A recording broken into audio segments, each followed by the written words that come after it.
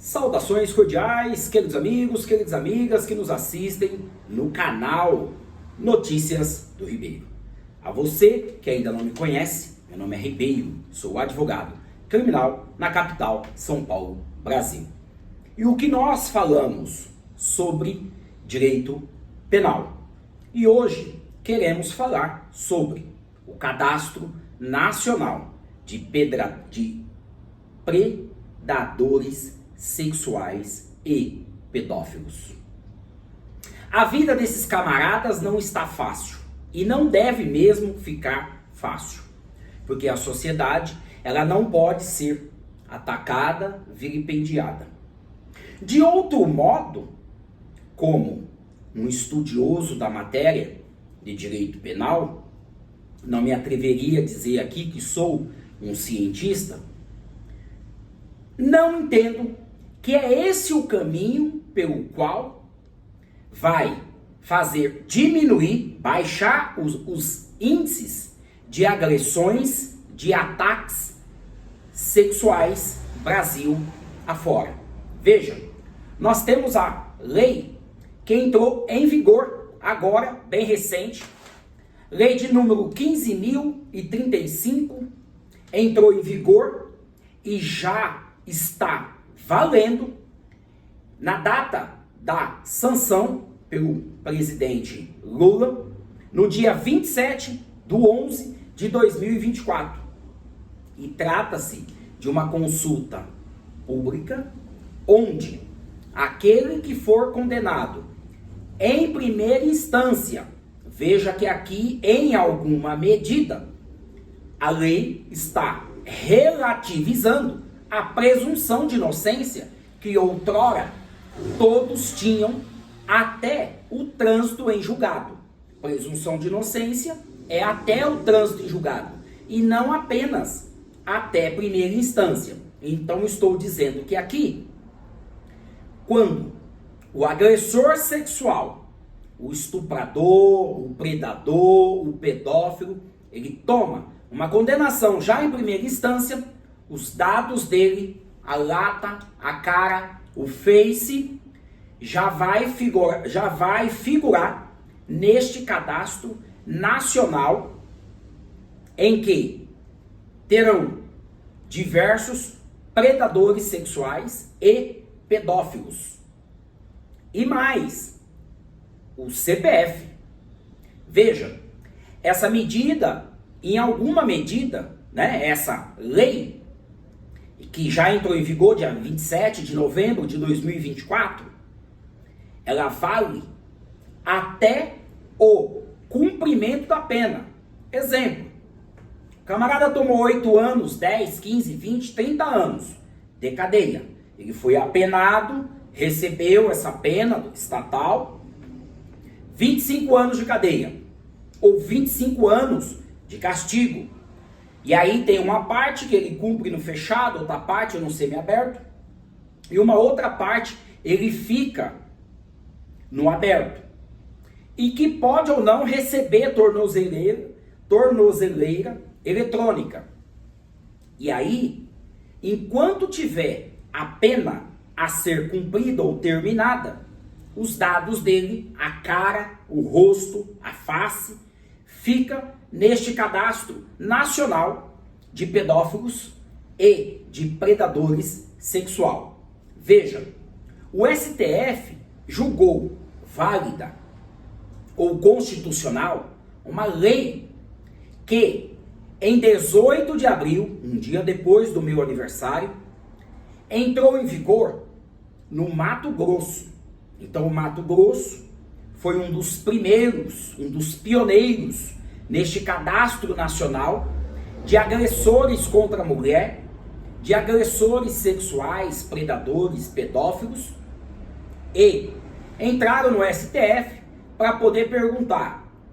STF, todos sabem, somos todos um time de futebol, brincadeirinha, temos 11 ministros, trata-se do Supremo Tribunal Federal, e o Supremo Tribunal Federal disse: a lei é constitucional. Vetou uma coisa ou outra, né? Fez ali uma adequação.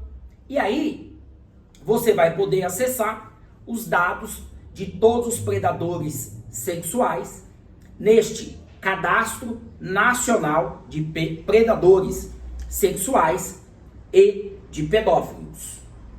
E os crimes em que está previsto nessa lei são estupro, registro não autorizado da intimidade sexual. É aquele camarada que fica gravando, fotografando.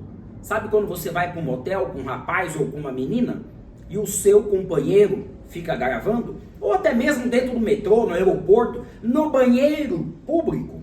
Estupro de vulnerável, e o vulnerável aqui não é aquela necessariamente a criança, o adolescente ou o idoso.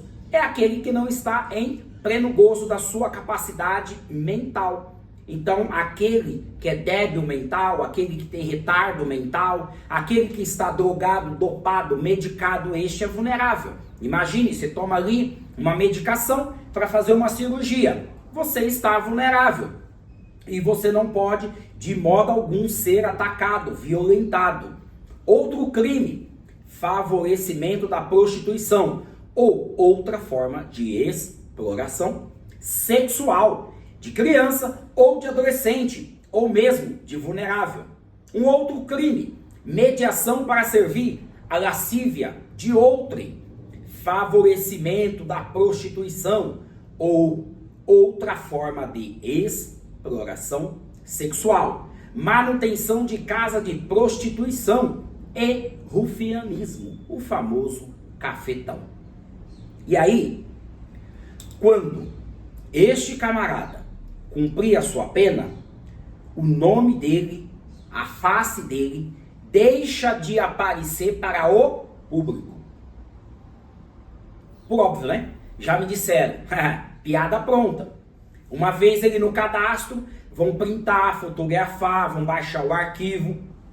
Nunca mais este carimbo sairá do peito, do rosto, das costas dele. Não quero aqui entrar no mérito se isso, né, é bom ou é ruim, seja para a sociedade, seja para o agressor, mas se ele for absolvido em grau recursal, esta informação deixa de constar no Cadastro Nacional de Pedófilos e Predadores Sexuais. Então, eu trouxe aqui para você algumas questões em que envolve os crimes contra a dignidade sexual, crimes contra mulheres, crianças, adolescentes, vulneráveis de forma ampla, geral e restrita.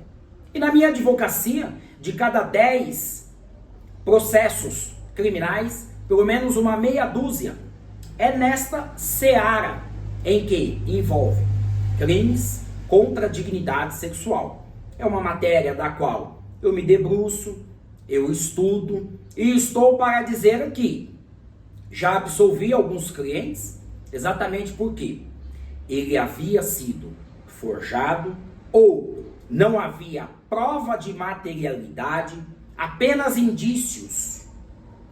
E no devido processo legal, ele ou nós conseguimos demonstrar que não havia culpa, ao contrário, tratava-se de um inocente.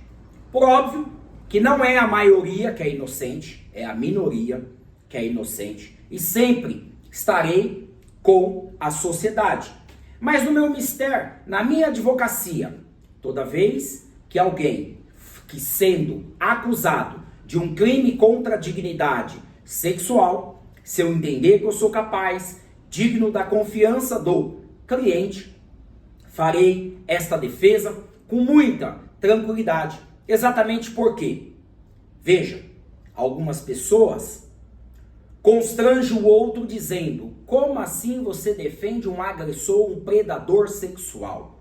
E a resposta é, primeiro de tudo, se não houver defesa, o Estado não pode exercer o seu poder de império. Ou seja, ele vai acusar, processar e também defender. Ele não pode. Logo, teremos aqui uma impunidade. de acordo com a nossa Constituição, todo processado, todo investigado, todo acusado tem direito de uma defesa técnica. Então, em caso de acusação, procure o seu advogado de confiança.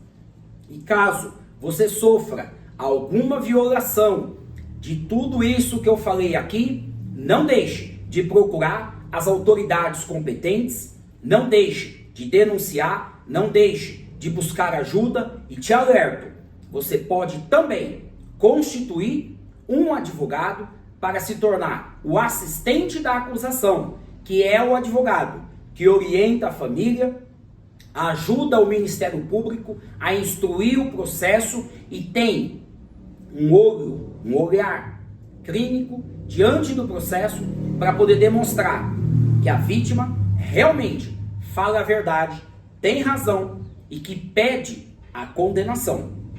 Por óbvio que na maioria dos casos em que eu atuei na defesa do acusado. Aos que já me conhecem, meu nome é Ribeiro, sou advogado criminal na capital São Paulo, Brasil. Por favor, se você gostou desse vídeo, compartilhe a todos os seus amigos. E eu espero que você já tenha deixado aqui o seu like e também esteja nos seguindo. Saudações